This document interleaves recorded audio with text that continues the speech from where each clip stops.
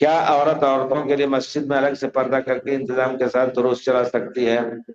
ہم دیکھیں کہ حضرت عائشہ، حضرت ام سلمہ وغیرہ، کیا یہ دروس مسجد میں بیٹھ کر کے دیتی تھی؟ نہیں، پردے کے پیچھے اپنے کمرے سے وہ لوگوں کو بتاتی تھی، فتویٰ دیتی تھی۔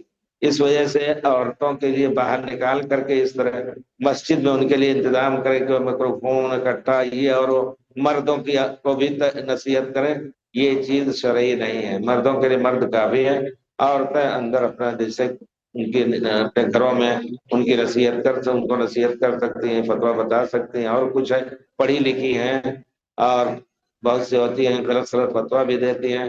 تو اگر اللہ سے ڈرنے والی ہے اور جانتی ہے کہ ہم فتویٰ نہیں جانتے تو پوچھ کر کے بتائیں گے، اس طرح وعدہ کر کے۔ لیکن عام دروس قرآن پڑھنا، قرآن کا ترجمہ پڑھنا، یہ انشاءاللہ اس کا انتظام کیا جا سکتا ہے۔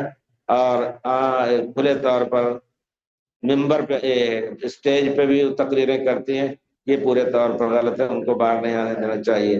کچھ لوگ تو بہت فخر سے اپنے بچی کو لے جاتے ہیں اور تقریر کراتے ہیں، اور باپ خود ایک اٹھا کے لے جاتے ہیں۔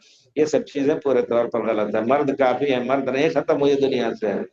الحمدللہ اس وقت ہندوستان میں بھی مدنی علماء مکی جو فارغ ہیں سعودیہ سے، خاص طور ان کی برکتیں بہت واضح ہیں، بڑی محنت کر رہے ہیں، بڑی محنت کر رہے ہیں الحمدللہ دعوت تبلیغ کی۔